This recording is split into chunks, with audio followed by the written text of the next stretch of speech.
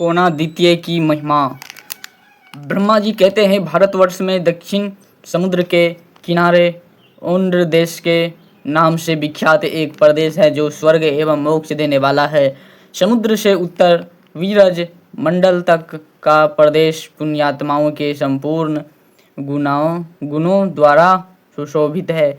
उस देश में उत्पन्न जो जितेंद्रिय ब्रह्मांड तपस्या एवं स्वाध्याय में संलग्न रहते हैं, वे सदा ही वंदनीय एवं पूजनीय है। उस देश के ब्रह्मांड श्राद्ध दान विवाह यज्ञ अथवा आचार्य कर्म सभी कार्यों के लिए उत्तम है। वे सत्कर्म परायण वेदों के पारंगत विद्वान इतिहासवेत्ता पुराणार्थ विशारद सर्वशास्त्रार्थ कुशल यज्ञशील और राग द्वेष से रहित होते हैं। कोई वैदिक अग्निहोत्र में लगे रहते हैं और कोई स्मार्ट अग्नि की उपासना करते हैं। वे स्त्री पुत्र और धन से संपन्न दानी और सत्यवादी होते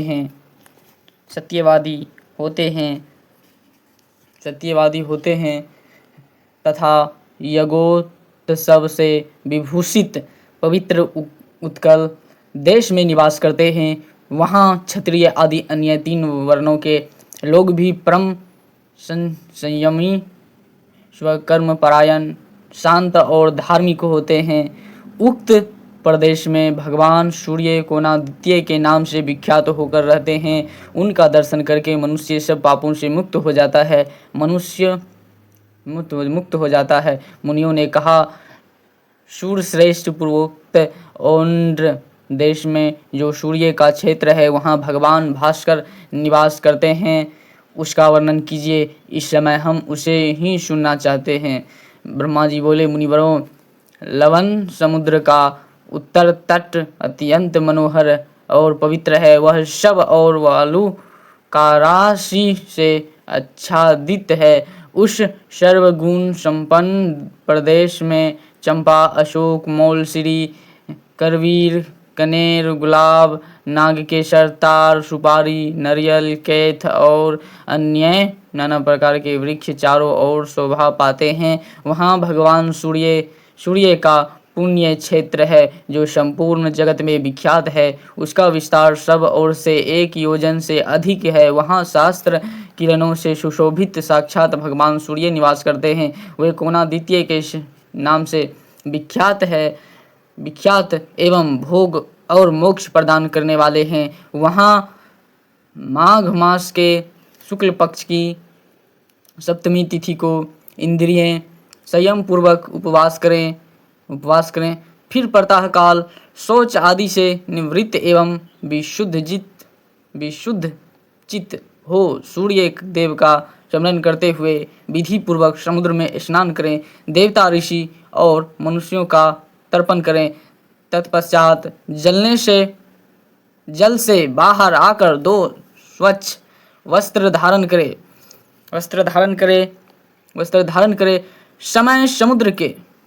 समय समुद्र के तट पर पूर्वाभिमुख होकर बैठें। लाल चंदन और जल से तांबे के पात्र में एक अष्टदल कमल की आकृति बनाएं, जो केसर युक्त और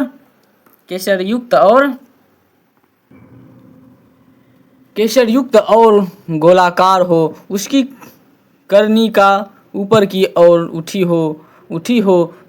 फिर तिल, चावल, जल, लाल चंदन, लाल फूल और कुशा उस पात्र में रख दें। तांबे का बर्तन ना मिले तो मदार के पत्ते का दोना बनाकर उसी में तिल आदि रखें। उस पात्र को एक दूसरे पात्र में ढक कर रखें। इसके बाद हृदय आदि अंगों के कर्म से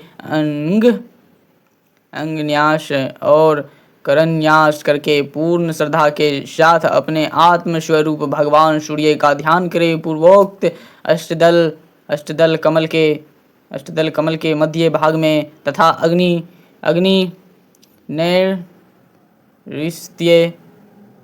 नैऋत्य, वायव्य और ईशान कोनों के दालों में एवं पुनः मध्य भाग में क्रमशः प्रभूत विमल सार आराध्य परम और सुख रूप सूर्य देव का पूजन करें। इसके अनंतर वहाँ आकाश से सूर्य देव का आवाहन करके कर्णिका के ऊपर उनकी स्थापना करें। तत्पश्चात हाथों से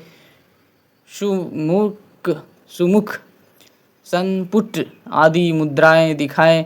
फिर देवताओं का स्नान आदि कराकर एकाग्र चित्त हो इस प्रकार ध्यान करें। भगवान सूर्य श्वेत कमल के आसन पर तेजो मंडल में विराजमान है। उनकी आंखें पीली और शरीर का रंग लाल है। उनके 2 भुजाएं हैं।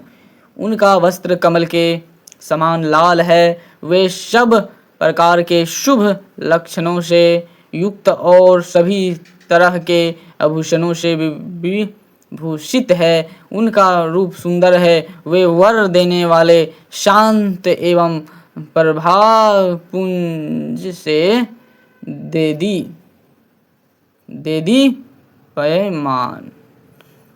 देदीप्यमान है। तदनंतर उदय काल में स्निग्ध सिंदूर के समान अरुण वर्ण वाले भगवान सूर्य का दर्शन करके अर्घ्य पात्र ले उसे सिर के पास लगाएं और पृथ्वी पर घुटने टेक कर मौन हो एकाग्रचित्त से त्र्यक्षर मंत्र का उच्चारण करते हुए सूर्य को अर्घ्य दे। जिस पुरुष को दीक्षा नहीं दी गई है वह भाव युक्त श्रद्धा के साथ सूर्य का नाम लेकर ही अर्घ्य दे, क्योंकि भगवान सूर्य भक्ति के द्वारा ही वश में होते हैं। अग्नि नैऋत्य, वायव्य एवं ईशान कोण मध्य भाग यत्न करके मनोहर फूलों और चंदन आदि के द्वारा सूर्य देव को अर्घ्य देना चाहिए। इस प्रकार जो सप्तमी तिथि को स्नान करके शुद्ध और एकाग्र चित्त हो सूर्य देव को अर्घ्य देता है उसे मनोवांछित फल प्राप्त होता है। रोगी पुरुष रोग से मुक्त हो जाता है। धन की इच्छा रखने वाले को धन मिलता है। विद्यार्थी को विद्या प्राप्त होती है और पुत्र की कामना रखने वाला मनुष्य पुत्रवान होता है। इस प्रकार समुद्र में स्नान करके सूर्य देव को अर्घ्य दे, उन्हें प्रणाम करे, फिर हाथ में फूल लेकर मौन हो सूर्य मंदिर में जाए। मंदिर के भीतर प्रवेश करके भगवान कोणादित्य की 3 बार प्रदक्षिणा करें और अत्यंत भक्ति के साथ गंधर्व पुष्प धूप दीप नैवेद्य संटांग प्रणाम जय जयकार तथा स्तोत्रों द्वारा उनकी पूजा करें। इस प्रकार सहस्त्र किरणों द्वारा मंडित जगदीश्वर सूर्य देव का पूजन करके मनुष्य 10 अश्वमेध यज्ञों का फल पाता है। इतनी ही नहीं, वह सब पापों से मुक्त हो दिव्य शरीर धारण करता है और अपने आगे पीछे की 7 पीढ़ियों का उद्धार करके सूर्य के समान तेजस्वी एवं इच्छानुसार गमन करने वाले विमान पर बैठकर सूर्य के लोक में जाता है। उस समय गंधर्वगण उसका यशोगान करते हैं। वहाँ 1 कल्प तक श्रेष्ठ भोगों का उपभोग करके पुण्य छिन्न होने पर वह पुनः इस संसार में आता और योगियों के उत्तम कुल में जन्म ले चारों वेदों का विद्वान स्वधर्म परायण तथा पवित्र ब्रह्मान होता है। तदनंतर भगवान सूर्य से ही योग की दीक्षा प्राप्त करके मोक्ष पा लेता है। चैत्र मास के शुक्ल पक्ष में भगवान कोणादित्य की यात्रा होती है। यह यात्रा दमन भंजिका के नाम से विख्यात है।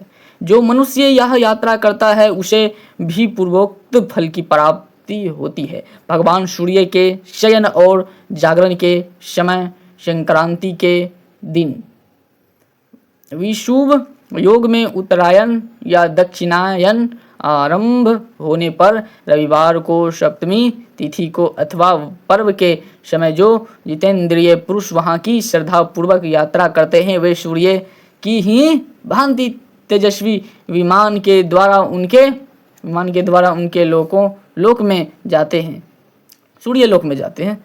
वहाँ पूर्वोक्त क्षेत्र में समुद्र के तट पर रामेश्वर नाम से विख्यात भगवान महादेव जी विराजमान है, जो समस्त अभिलक्षित फलों के देने वाले हैं। जो समुद्र में स्नान करके वहाँ श्री रामेश्वर का दर्शन करते और गंध पुष्प धूप दीप नैवेद्य नमस्कार स्तोत्र गीत और मनोहर वाद्यों द्वारा उनकी पूजा करते हैं। वे महात्मा पुरुष राज सूर्य तथा अश्वमेध यज्ञों का फल पाते हैं और परम सिद्धि को प्राप्त होते हैं। जय श्री हरि। अगले पाठ में लेकर आ रहा हूँ आप सबके आगे भगवान सूर्य की महिमा। आप लोग यदि नए होंगे तो हमारे चैनल रवि सनातनी से ज़रूर जुड़ जाइएगा। आप लोगों से एक निवेदन है, आप लोगों को शेयर करना है, अपने घर परिवार में शेयर करना है।